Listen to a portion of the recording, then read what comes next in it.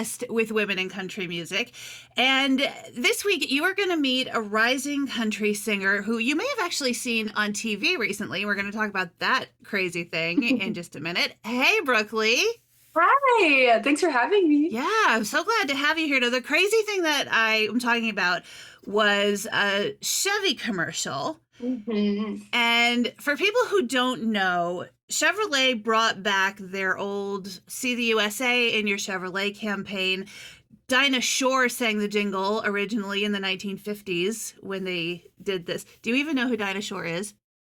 I do, but I've learned a lot about her because of my grandparents. So I told them that I landed it. They were freaking out because they knew every word to the song from when they were kids. Yeah, I was going to say, because that's older than both of us. Yeah, that was crazy. So she sang the jingle back then. You, though, are the one singing it in 2026. And so Yes. I'm curious, how did Chevrolet find out about you? Like, how did that happen?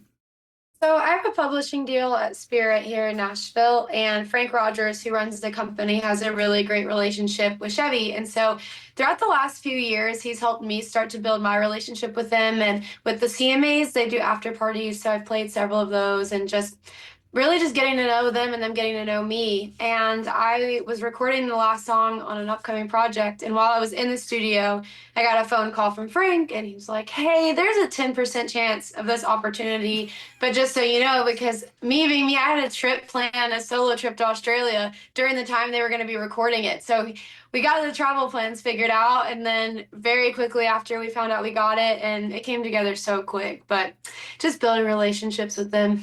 I mean, that's how pretty much everything in Nashville works is Yes, building fast. relationships. Yeah. Yeah. One of the things that the Chevy people said about the ad is that everything in it is real. The people in the car together know each other. Like the people who are, in a relationship are really in a relationship. Everything is real. And you and that truck are really 6,000 some odd feet in the air on top of Castle Way up Rock in there. Colorado. Is up there. It looks There's- terrifying. I'm a It little was so nauseous fun. thinking about it. That's fair. A lot of people have said that. Were you nervous? Because you look like it ain't no thing. I really was not at all. I'm such an adrenaline junkie, and I've said this forever, but I love being the person with the coolest table for the story at the table. And so when I got this offer, I was like, this is the easiest. Yes, I've never been in a helicopter before. And then the morning of, it was like 7 in the morning, they drove us out there. It was the first time actually seeing The Rock, and it definitely sank in how crazy this is. But it was so much fun. I loved it. The wind was a little crazy. That got me nervous. But for the most part, it was awesome. Are you like harnessed in up there or?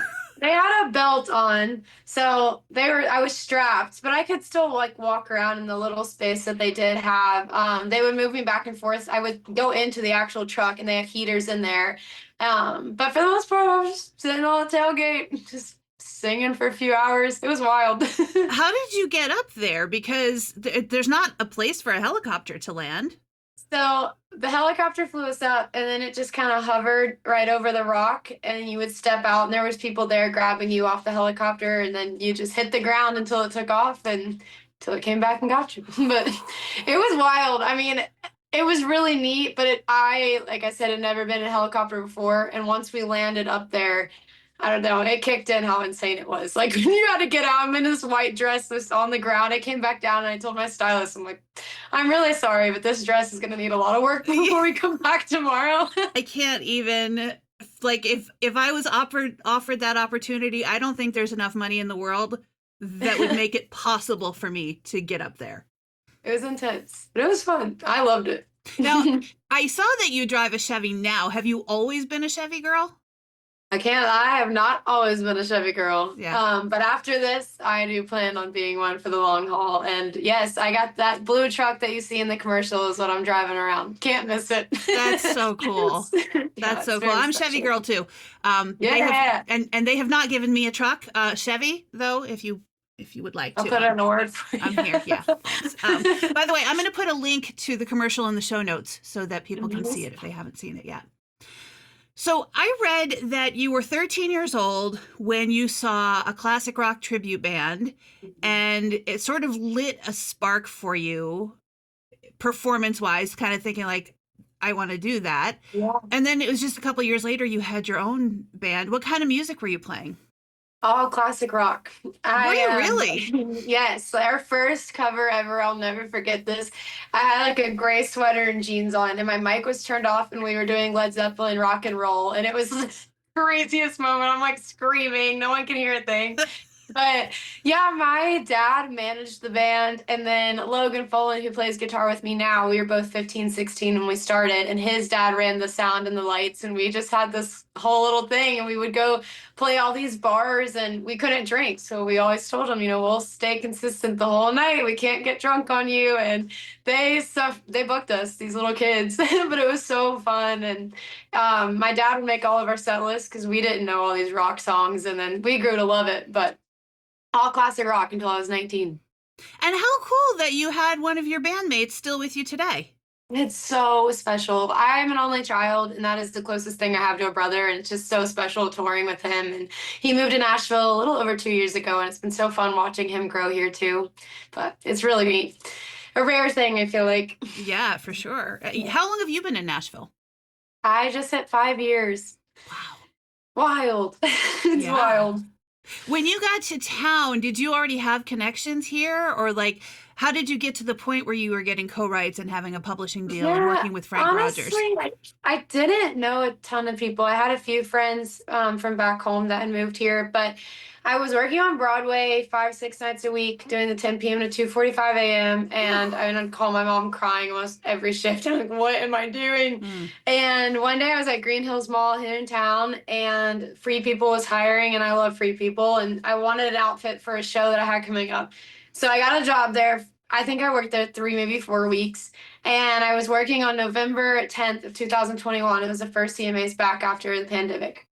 And a songwriter, Jess Kane, came in, and I dressed her for the awards. And I'm like, you're going, so you must be connected here somehow to the industry.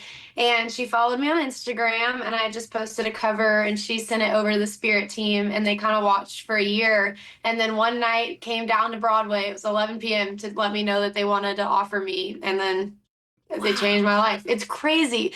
It's just so, I think that's such a big part of this town. The magic here is everyone's story is so different. And you always want to seek advice, and like, as you should, but at the end of the day, you're really writing your own story. You never know who you're talking to. That's wild. absolutely true. Did you know that they were watching you all that time on Instagram? A little bit, yeah. They were setting up some things for me. I worked with Paul Eversold, who did some production on Morgan Wade, and they knew I was a big Morgan fan. So I feel like they were putting me in opportunities and kind of seeing how I handled it. And then about a year in, they started getting me a few writes on the books just to see how things were going. And just from there, I've been there. I'm in my 4th year. And I just can't imagine being with anyone else. They've been awesome. And I mean, you're on a publishing roster with some pretty heavy hitters.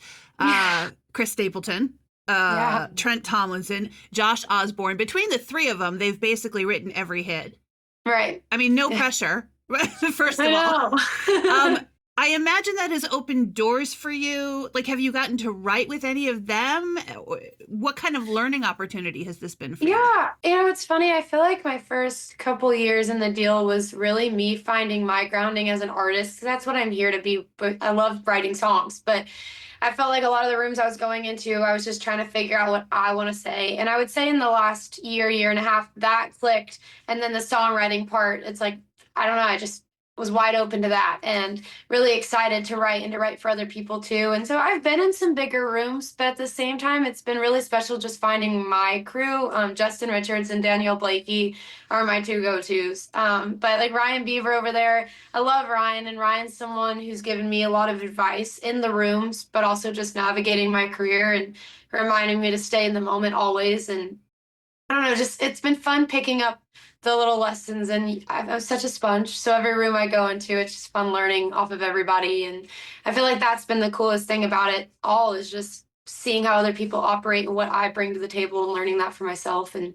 it's neat. It's a very fun world. It's wild. I get chills every time I talk about it. Like, I feel like being a sponge is so important because you can see what has worked for other people and what hasn't.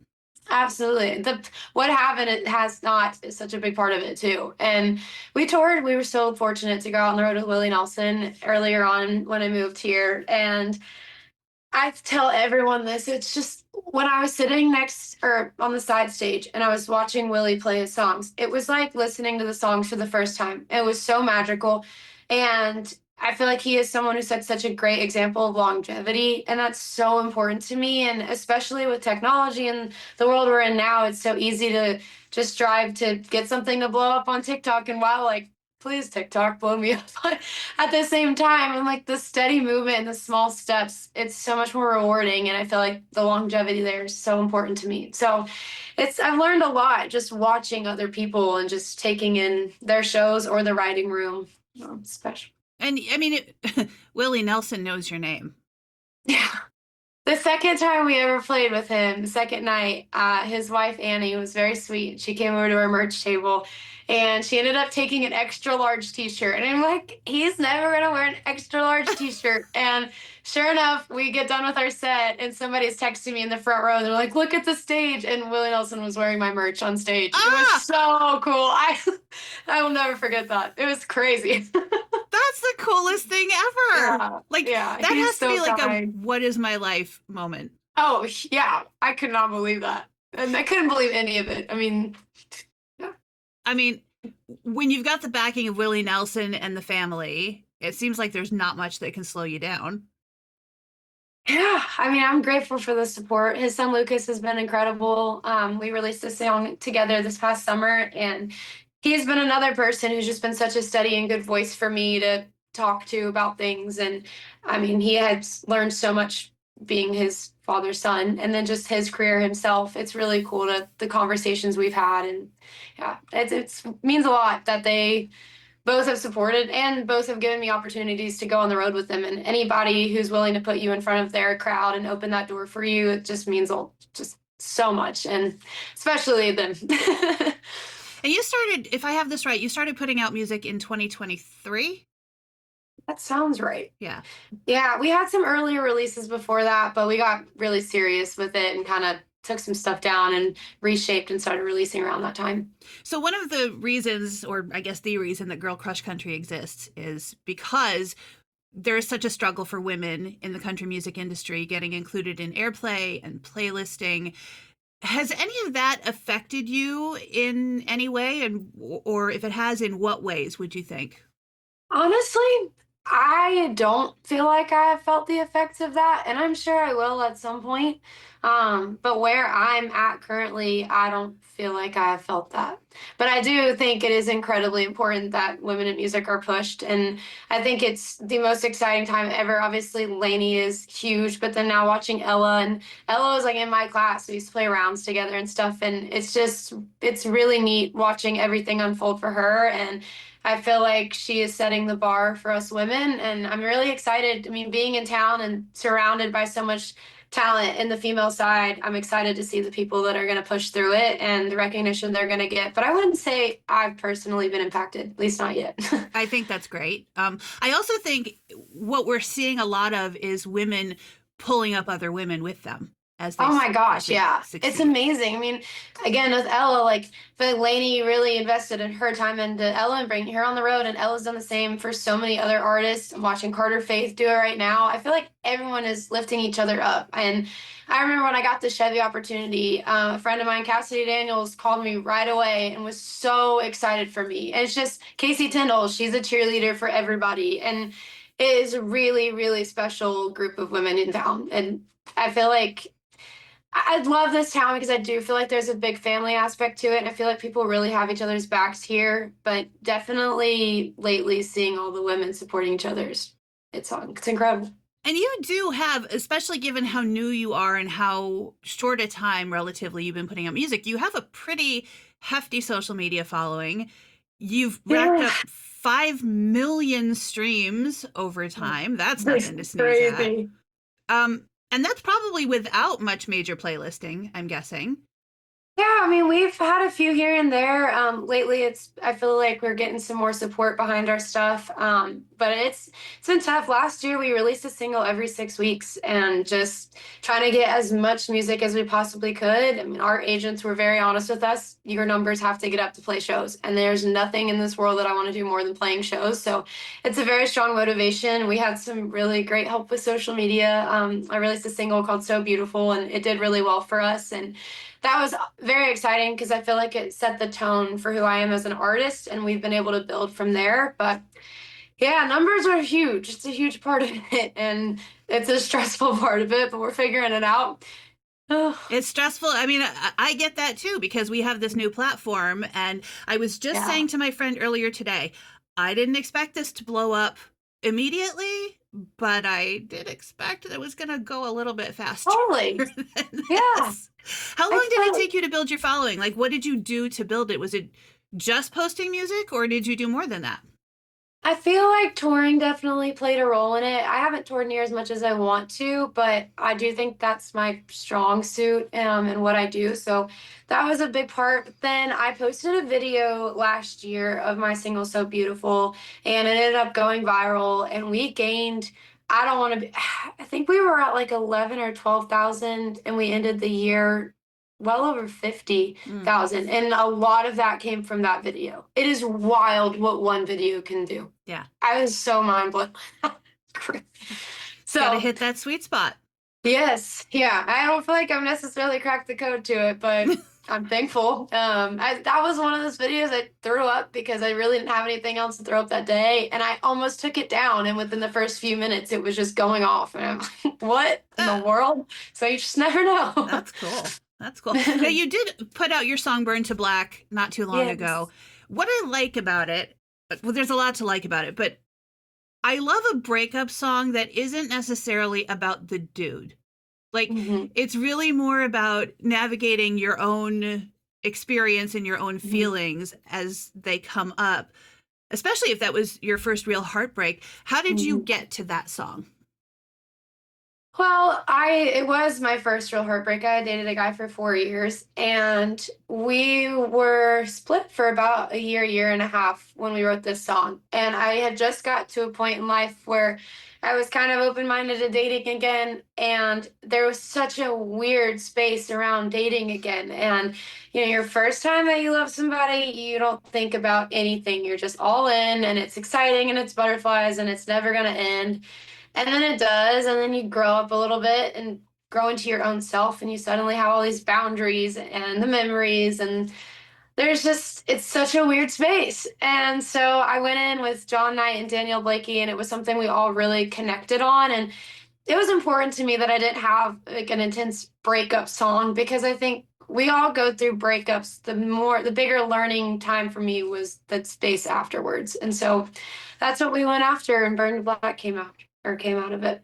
And that was the first taste of the new EP that's coming out in April, Yes. Desert Darling.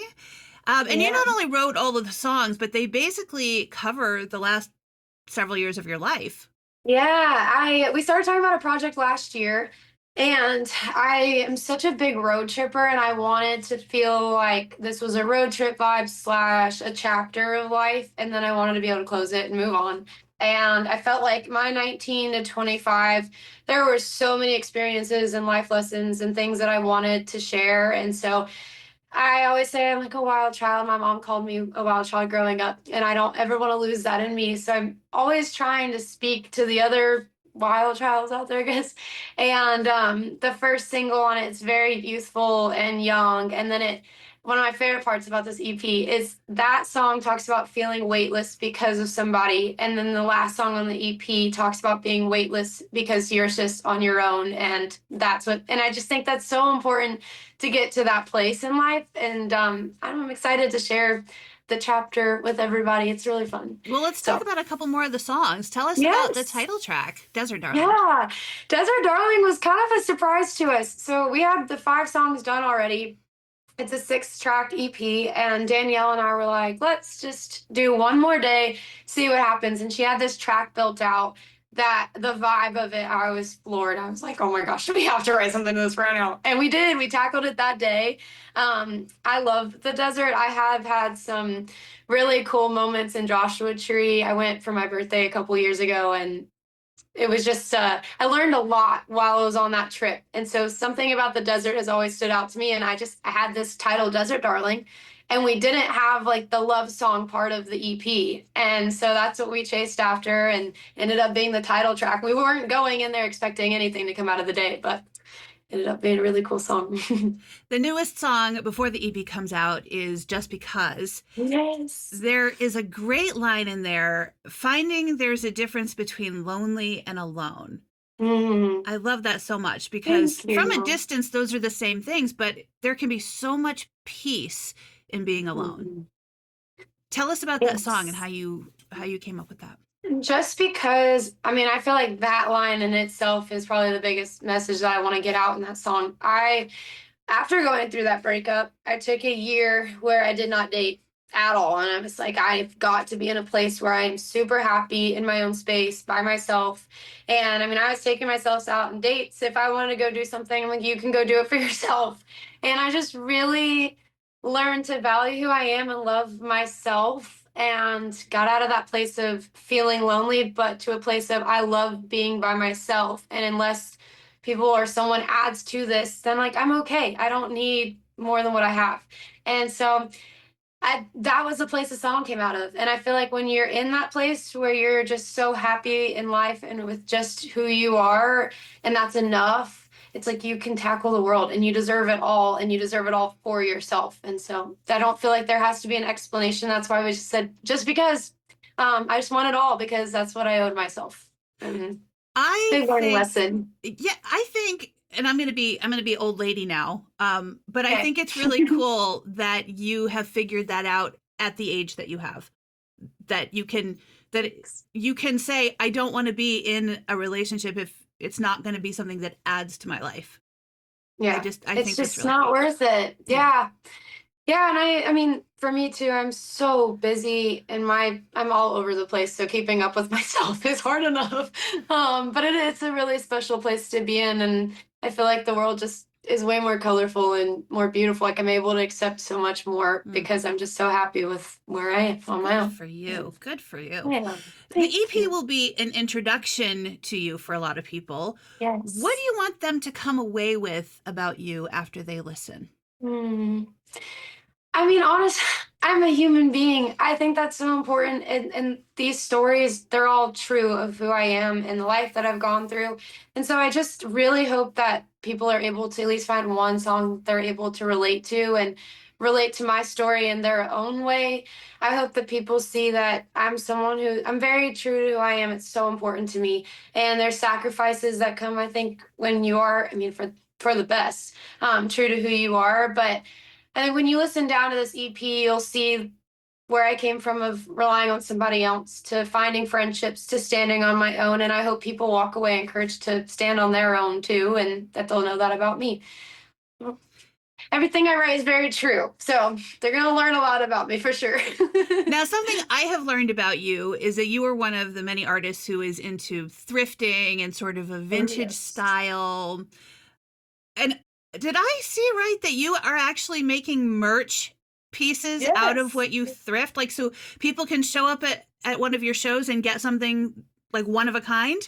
Yes. Yeah. So whenever we're on the road, I hit the thrift store, and then I have patches and I sew them on, and then I'll either bleach or paint the back or whatever. I don't ever have a plan. I just, whatever comes out, comes out. But everything is one of a kind, and a lot of it is made on the road. We're out with Need to Breathe, and thankfully we sold out the first 3 nights, and we had 1 night left. So you went to the thrift store, I guess that morning, and then drove out. I literally sewed in the truck, and then we got there, and I made all the merch outside the venue, washed it at the venue, and sold it that night. Like, it's crazy.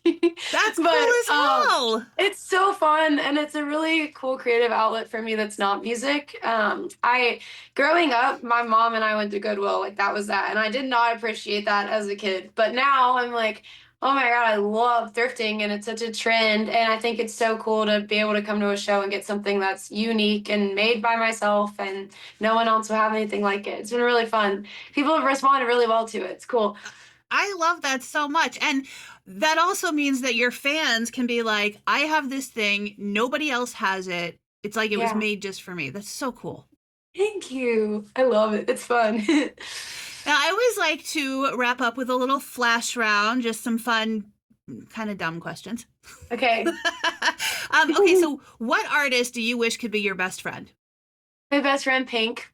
Really? I love her. Yes. I just saw a video from her where she was like, I just found out from People magazine that I'm separated. I know. I saw that too. Yeah, I don't know. That's crazy. I've always looked up to her, and I did the national anthem at a Savannah Bananas game at the Yankee Stadium last year, and she just happened to be in our section, and we got to meet, and was just the sweetest human I've ever met. So, if she ever sees this, we should be friends. Hank, she wants to be your friend. Yes. I just have to mention, because I'm doing this in like every episode, that mine would be Ashley McBryde, and I'm going to say that until she agrees to it. I love her. She's like top 3 artists for me. I honestly was between saying Pink and Ashley McBryde, and I was like, I'm gonna get out of the country world and go over there. But no, it's country fine. world probably would be Ashley. We can all be her. best friends with Ashley McBryde. That's totally fine. That's Oh. fine. Who's on the collaboration bucket list? I mean, you've toured with Willie Nelson, so like. Oh man. I would love like something with Sheryl Crow or something in that world, but I also would really love to get some kind of pop collaboration. I've always been a Miley girl. I mean, Pink too. I love Stapleton, back on the countryside. Something in that, something soulful, or like we can really jam and I don't know, something good live. What is your go-to karaoke song? If it makes you happy, Sheryl Crow. Oh, nice. Okay. Yes. Mine is Chain of Fools, Aretha. Love it. Yeah. Love it. With all apologies. That's amazing. I want to go to karaoke with you. Let's go. I'm in. Brooke Lee, thank you so much for coming by. Thanks for having me. This is awesome. Y'all, I'm so excited for you too. This is gonna be awesome. You. Fingers crossed we get this thing, blowing up at some point. Happen. Y'all pre-save the EP Desert Darling. It comes out April 17th. Until then, you can hear some of Brooke's music on the Girl Crush Country Spotify playlist. So don't forget to follow that. And follow us on the socials at Girl Crush Country. Subscribe here on YouTube. And get the heads up about exclusive interviews, music news, music releases, all of the things in your inbox when you subscribe to the newsletter at girlcrushcountry.com.